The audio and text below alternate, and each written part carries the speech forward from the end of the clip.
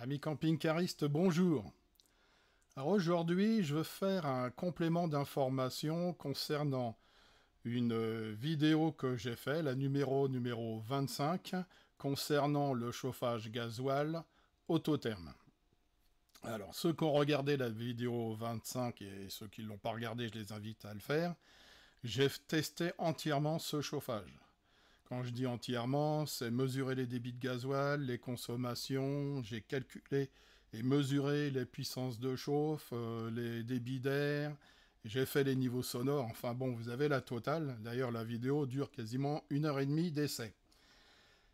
J'ai fait aussi, quelques temps après, la même vidéo sur les mêmes essais avec un autre chauffage, qui est un chauffage chinois, l'équivalent de Webasto, qui s'appelle Vevor, de la marque Vevor. Et c'était un 8 kW. Donc aussi, c'est intéressant. Il y a des différences entre l'autotherme et le chinois. Pas toujours dans le bon sens pour le chinois. Voilà. Et j'avais promis à cette époque parce que ça, c'est des essais en atelier avec mes instruments de mesure. C'est plus facile à faire que dans un camping-car. Donc j'ai décidé d'installer le chauffage autotherme. Et dans cette vidéo, je vais vous faire voir comment je l'ai installé, où je l'ai mis, comment passent les gaines, parce que l'autotherme, contrairement au chinois, il y a, comment dire, de la pression, donc on peut rajouter des gaines dessus, donc on peut mettre de la perte de charge. Donc comment j'ai raccordé ça avec les gaines, et puis on va faire aussi des mesures de niveau sonore. Alors je vais faire des niveaux sonores avec l'autotherme, des niveaux sonores avec le climatiseur de toit réversible, donc en pompe à chaleur, et avec le chauffage gaz, le chauffage Truma 6.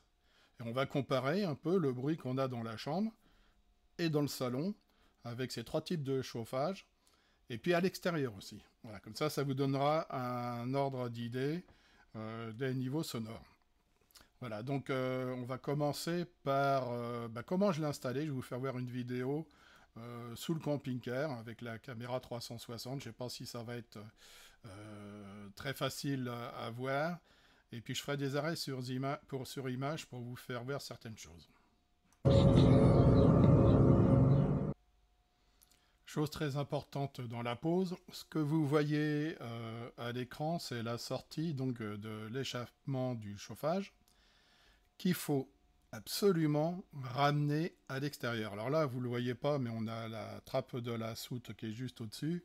L'image est un peu déformée, elle est un peu bombée avec la caméra 360, mais là c'est l'arrière, et il faut absolument sortir pour éviter qu'il y ait une accumulation de gaz sous le camping-car, parce que ça fait un peu comme une hotte, hein, et les gaz peuvent s'accumuler en partie haute. Et s'il y a des trous dans le plancher pour des passages de câbles ou de tuyaux ou autres, eh ben la fumée peut rentrer dans le camping-car. Donc il faut toujours le ramener en limite de camping-car sur un côté pour pouvoir être sûr que tous les gaz d'échappement partent du dessous du camping-car. Vous verrez aussi que sur le silencieux, il y a un tout petit trou en dessous pour évacuer la condensation. Et un peu plus loin, après la sortie d'échappement du chauffage, on est obligé de faire comme un col de cygne. Et là aussi, dans le tuyau, ça se voit assez mal, je mettrai peut-être une flèche dessus. Il y a un trou pour évacuer, bien sûr, la condensation qu'on peut avoir à l'intérieur.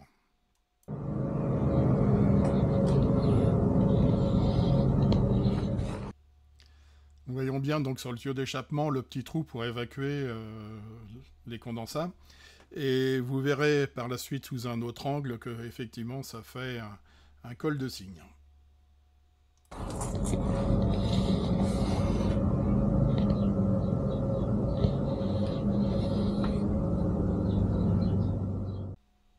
Alors nous voyons plusieurs choses. Déjà, le tuyau noir, c'est le tuyau d'admission d'air que j'ai mis en prolongement donc du camping-car avec prise à l'arrière. C'est-à-dire que quand on roule, les projections ne rentrent pas à l'intérieur. Vous voyez également, au niveau du plancher, il y a des petits adaptateurs. Alors ce sont des adaptateurs en diamètre 90, adaptés aux tuyaux de sortie du chauffage, bien sûr, en plastique, qu'on met avec du silicone pour passer le plancher. Donc on a une parfaite étanchéité à ce niveau-là. Alors on l'a à l'aspiration. Là, ce que vous voyez de ce côté-là, c'est l'aspiration. Ce que vous verrez de l'autre côté, bien sûr, c'est le refoulement du chauffage, mais c'est le même principe. Il y a deux adaptateurs qui sont vendus, bien sûr, en option, qui permettent de mettre un flexible de 90. Alors là, il est très coudé, hein, mais c'est pas un problème. Hein, j'ai fait des essais. Il est très coudé parce qu'en fait, il faut qu'on aspire d'un côté du lit et que tout se passe, vous verrez par la suite, dans la largeur du lit. Voilà. Et vous remarquerez également que sur Autotherm, on peut faire fonctionner le chauffage incliné, c'est-à-dire non pas avec la sortie des tuyaux d'échappement et d'admission d'air sur le dessous, mais sur le côté. Voilà. Ce qui permet de gagner en hauteur, malgré qu'on ait passé le tuyau en dessous. Alors on a largement la place de passer le tuyau en dessous, parce que si vous regardez bien un peu plus loin, je vais vous mettre la flèche, on est bien plus haut que... Comment dire, on est bien plus haut que la barre de traction entre les deux roues. Hein. Et vous remarquerez aussi, bon, ça n'a rien à voir avec le chauffage, mais les deux vérins du système de stabilisation hydraulique pour, à l'arrêt, mettre de niveau le camping-car. Donc ça le met à deux niveaux et ça permet en même temps qu'il ne bouge pas quand on est à l'intérieur. Il y a aussi une vidéo pour ceux qui s'intéressent sur ce système-là. J'ai pris aussi une option qu'ils ne voulaient pas me fournir, une option de pesée. Alors, ils ne voulaient pas me la fournir, j'ai signé une décharge. Pourquoi? Parce que ils ne sont pas sûrs et on peut avoir des très gros écarts de pesée. Tout ça, pourquoi? Parce que, bon, je l'explique dans la vidéo, mais ils ont mis du très bon matériel, les capteurs de précision, tout, il y a tout ce qu'il faut. Sauf que les vérins ne sont pas assez longs. Donc pour avoir une bonne pesée, il faut mettre des cales au sol, en dessous. Et c'est pas pratique. Pour pouvoir bien décoller les roues pour faire la pesée. C'est pas plus compliqué que ça. Je leur ai écrit pour leur demander s'ils avaient des vérins plus longs, si on pouvait faire des essais chez eux. Bon, en France, ils disent, nous, on est distributeurs de la marque, on va pas se faire chier avec ça. Ils en ont rien à faire. Donc c'est pas grave, moi je l'ai, je sais comment le faire fonctionner. Ceux qui seraient intéressés, eh ben, il faut signer une décharge comme quoi vous ne les embêterez pas et suivre la procédure que j'ai faite. Regardez la vidéo, elle est très intéressante sur ce sujet. Enfin, du moins, je trouve qu'elle est intéressante.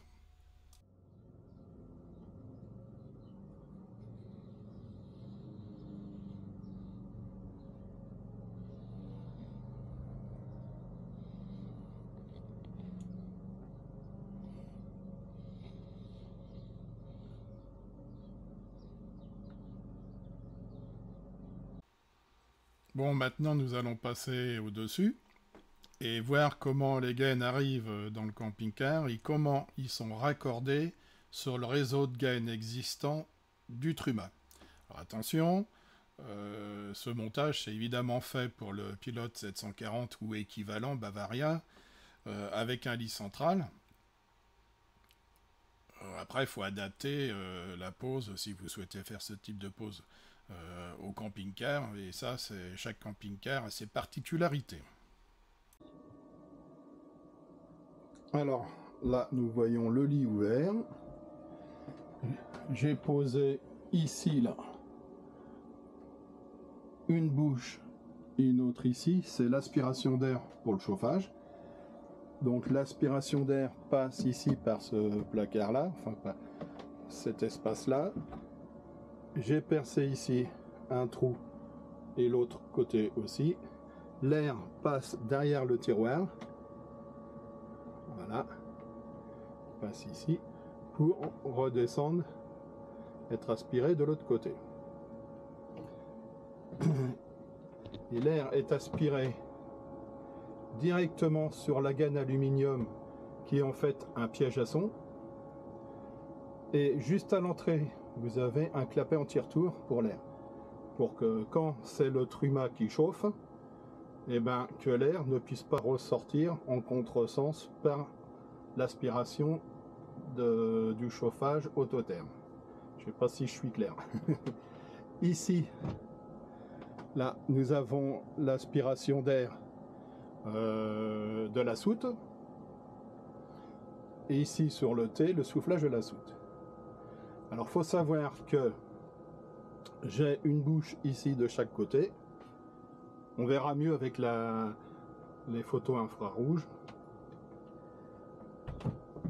Et, on va se bouger un peu. Donc, ici, j'ai le soufflage de mon chauffage autotherme qui arrive sur un Y.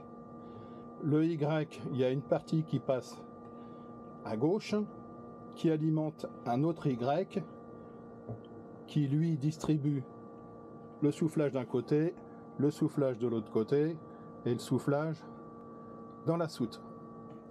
Et le premier Y souffle aussi de l'autre côté pour amener l'air vers le truma. Voilà. Alors, pour améliorer le niveau sonore encore, je vais certainement faire un matelas phonique que je vais poser ici.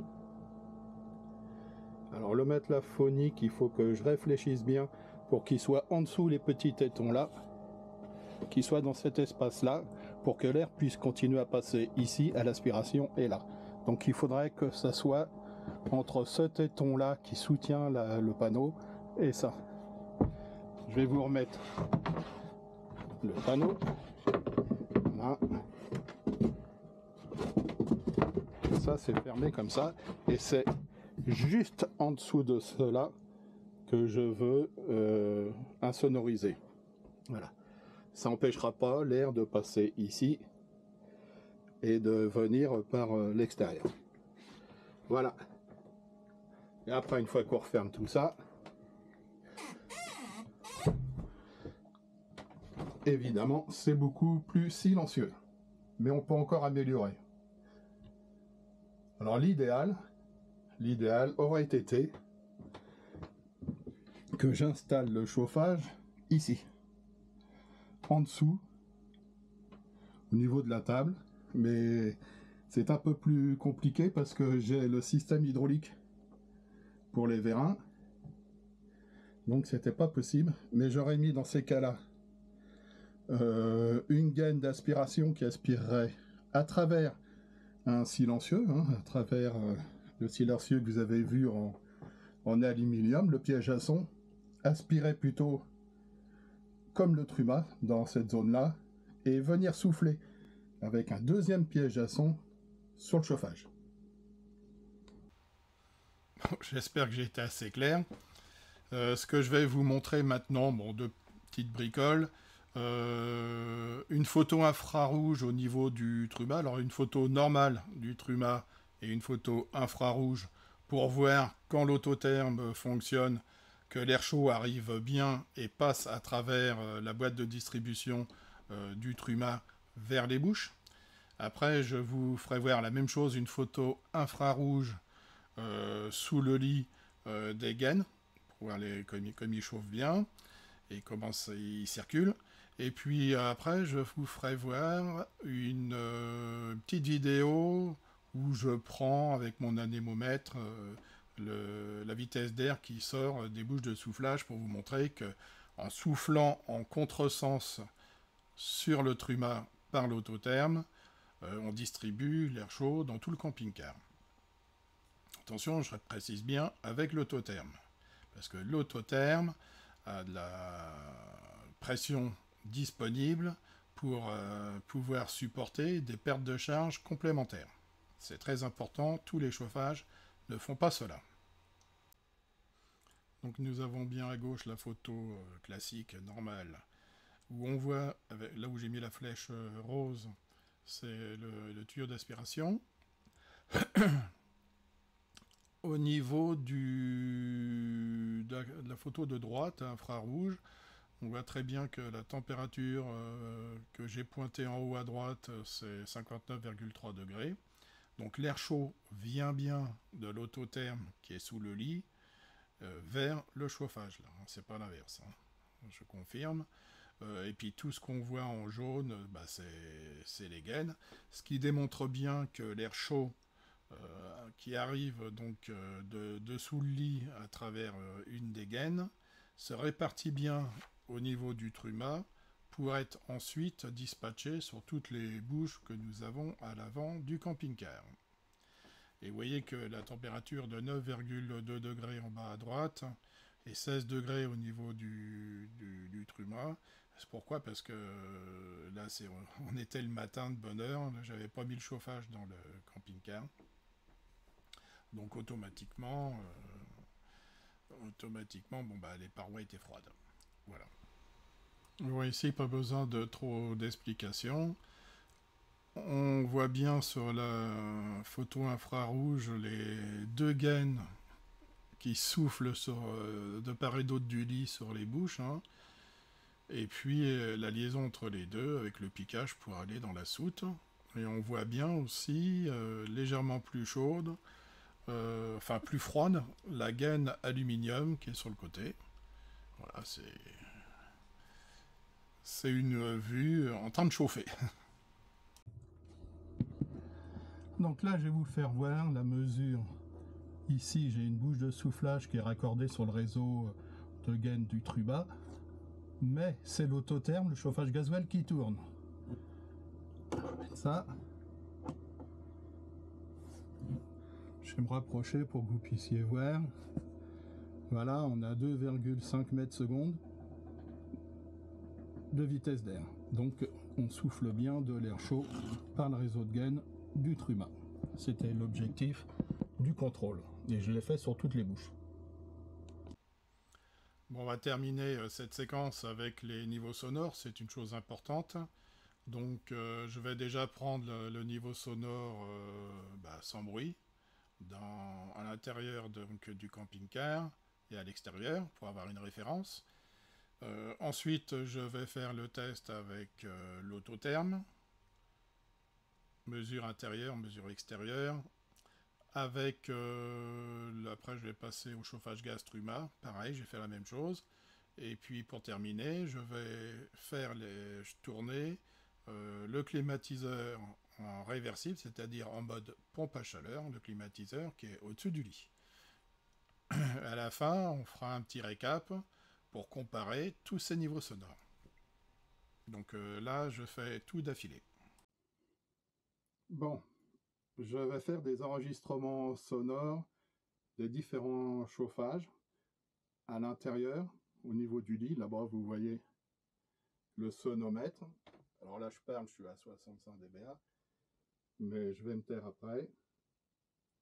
Je vais faire des mesures donc de silence ici, dans la chambre, dans la salle et à l'extérieur. Après, je vais mettre le chauffage gasoil en fonctionnement, refaire les mêmes mesures, chauffage gaz en fonctionnement, le Truma après, et je vais finir par la clim. Voilà. Donc, je vais me taire et je vais faire les mesures. Je vais me rapprocher.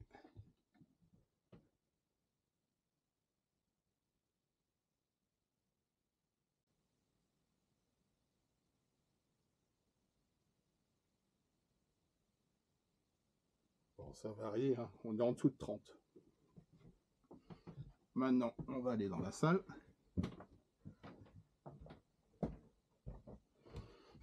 J'avais posé l'appareil ici.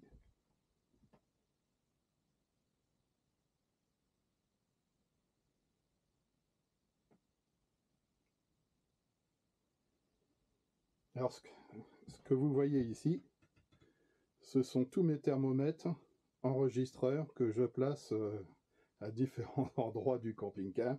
Comme vous voyez, il y en a 14.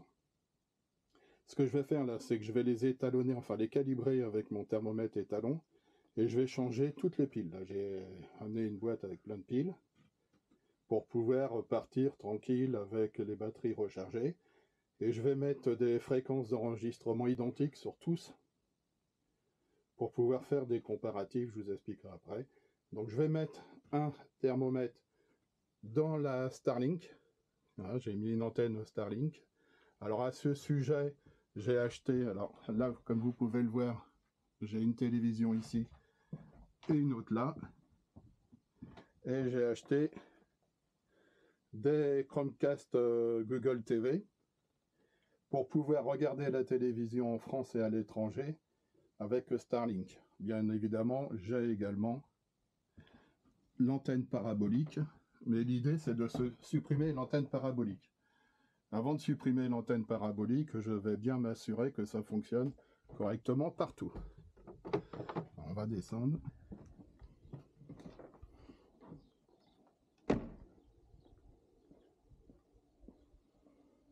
Alors à moins d'avoir un avion, ici c'est un cul-de-sac, donc c'est relativement silencieux. Je vais me mettre à une distance à peu près comme ça d'un autre camping-car pour voir. Alors ici on a la sortie des gaz d'échappement du chauffage gasoil. Bon, je me mettrai à peu près ici. Alors j'ai installé le système de régulation autotherme à côté de celui de Truma. Je choisis de régler en fonction, alors soit du mode de température, soit de la puissance. Allez, je vais faire la puissance, je vais la mettre au maximum. Je vais lancer ça sur 1 heure, 1h10. Et puis, je vais... je l'ai mis... il fait 9 degrés. Hein. Et je l'ai mis en pleine puissance. Voilà. Maintenant, on va voir le niveau sonore en phase de démarrage au niveau du lit. On va prendre un peu. Alors je vais couper parce que là on est en mode préchauffage et je vais revenir d'ici quelques temps quand il sera en marche.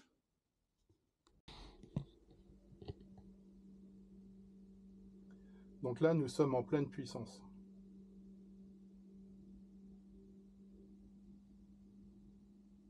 « 40 dBA.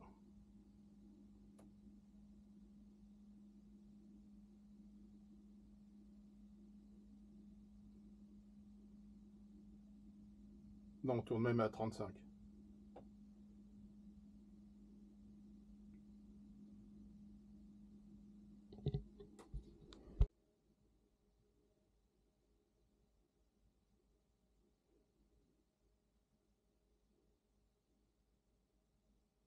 32 dBA dans le salon, évidemment, on est un peu éloigné du chauffage, étant donné que celui-ci, il est, comment dire, sous le lit en réalité.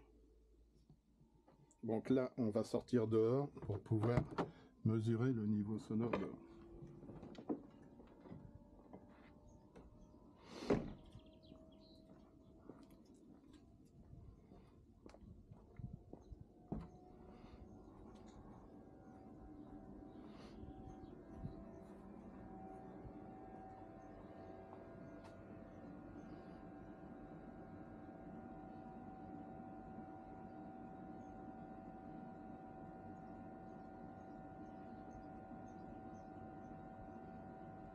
Nous sommes à 51, donc à une distance d'un autre camping-car hein, qui serait relativement assez serré. Faut savoir évidemment que l'hiver, quand le chauffage fonctionne, les gens sont enfermés dans leur camping-car. Donc le niveau sonore à l'intérieur de leur camping-car sera moindre.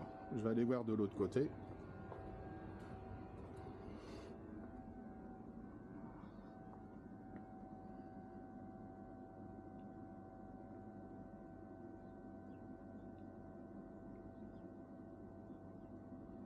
Bon, c'est à peu près pareil. C'est à peu près pareil. Donc maintenant, je vais rentrer dans le camping-car. Bon, là, nous sommes sur le gaz.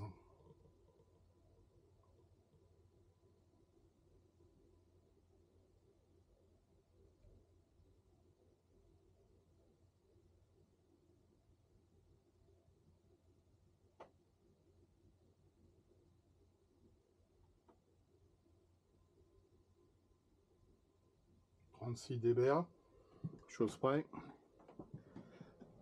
On va aller voir dans la partie ici.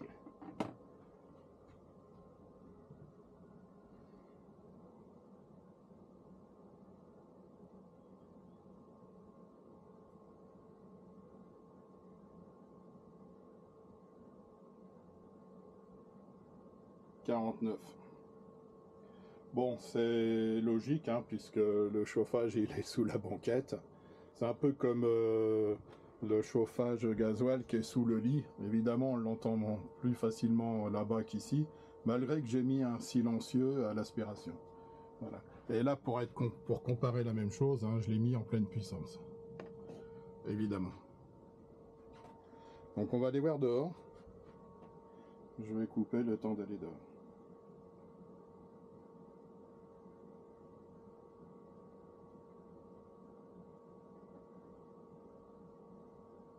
Ouais, 49 dBA. Allez, on sort.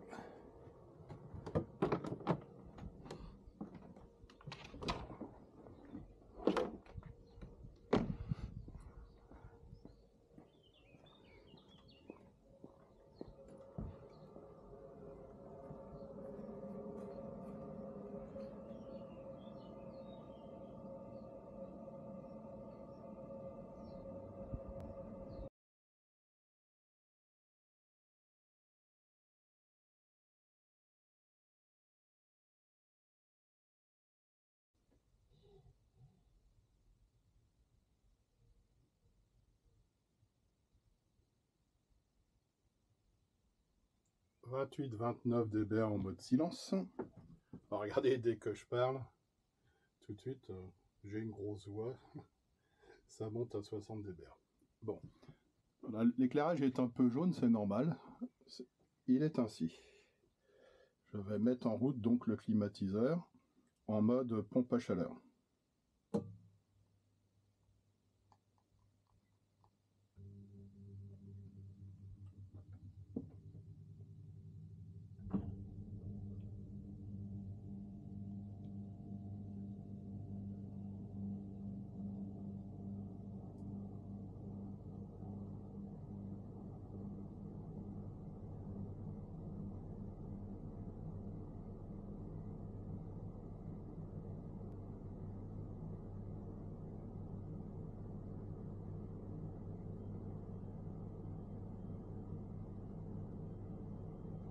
Voilà, 51-52 dBA, c'est relativement bruyant. C'est comme ça. Ah, j'ai oublié de prendre le sonomètre. Voilà, on va aller faire un petit tour devant. Alors j'ai fait une vidéo hein, sur ce climatiseur pour mesurer les performances.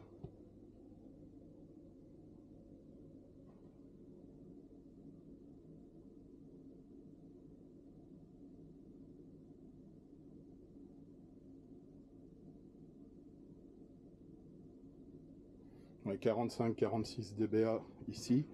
Alors faut savoir que la portée entre là-bas en pleine puissance jusqu'ici c'est léger. On a une faible vitesse d'air.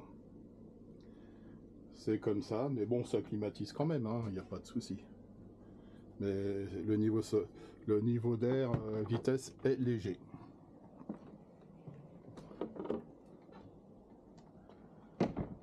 Voilà, c'est un peu étroit ici pour passer.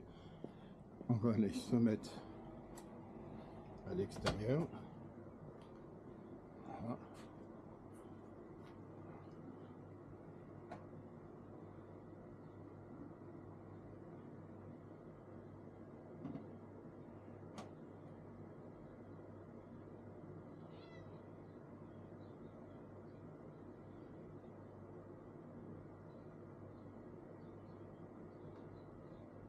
Voilà, 49-50 dBA.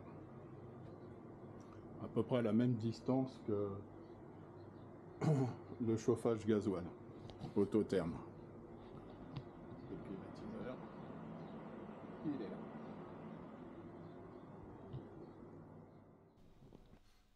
Bon, résultat des courses au niveau des niveaux sonores. Commençons par l'autotherme. Au niveau du lit, 35 dBA, bah, c'est ce qui compte, hein, c'est le niveau sonore au niveau du lit qu'on veut dormir. Par contre, bon, le niveau chute, quand on arrive dans la salle, c'est normal, on s'éloigne de l'autotherme puisqu'il est placé sous le lit, et en extérieur, on a 51 dBA.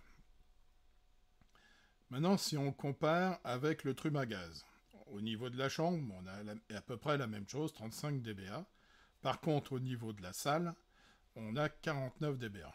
C'est relativement énorme, mais c'est là aussi où le bruit est émis, hein, parce que le chauffage, il est sous le siège, il est à l'intérieur du camping-car, alors que sur l'autotherme, je l'ai mis à l'extérieur. En plus, j'ai mis des silencieux, hein, des pièges à son. Donc ça explique un petit peu l'atténuation acoustique. Et dehors, par contre, c'est extrêmement bruyant. J'ai été un peu étonné, 57 dBA. Alors je me suis mis à la même distance de la bouche, enfin du camping-car de la bouche de soufflage des gaz brûlés que pour l'autotherme. Donc c'est vraiment comparable. L'autotherme, on est à 51 et au niveau du trumeau, on est à 57. Donc dehors, le chauffage gaz fait plus de bruit que l'autotherme qui est lui mis à l'extérieur. Quand même. Bon, maintenant, dernière ligne, au niveau de la pompe à chaleur, donc du climatiseur réversible, c'est un bruit pas possible. Alors pourtant, il est vendu, bon, c'est du Webasto, il est vendu silencieux. Parce que ça doit être le jour qu'il n'est pas silencieux. Bon, enfin, quand c'est la clim, on est bien content de l'avoir. Et puis quand on est sur l'électricité aussi, alors évidemment, ce qu'il faut faire, c'est mettre un grand delta T pour le faire tourner le moins longtemps possible. Parce que sinon, c'est très difficilement supportable. En mode chauffage, hein. Et en clim, bon, si on a vraiment chaud, on supporte. Et puis la nuit, une fois qu'on a descendu la température du camping-car, on peut se permettre de l'arrêter. Parce qu'il n'y a plus de rayonnement solaire, contrairement au chauffage où la nuit fait plus froid, donc on est obligé de le laisser fonctionner. Au niveau de la salle, évidemment, puisqu'on s'éloigne, le niveau sonore chute, logique.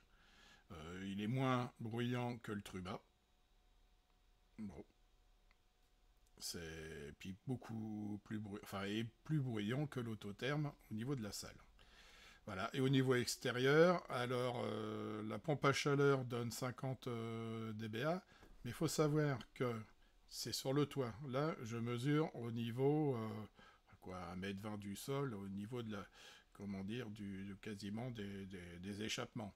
Donc c'est un peu logique qu'il y ait une atténuation, mais d'un autre côté, le bruit il est sur le toit, hein, donc c'est normal aussi qu'on l'entende un peu moins quand on est en contrebas.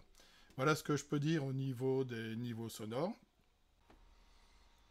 Voilà, j'espère que la vidéo vous aura plu et qu'elle vous aura amené des compléments d'informations par rapport à tous les essais que j'ai pu faire en atelier, que vous pouvez voir sur la chaîne dans une autre vidéo.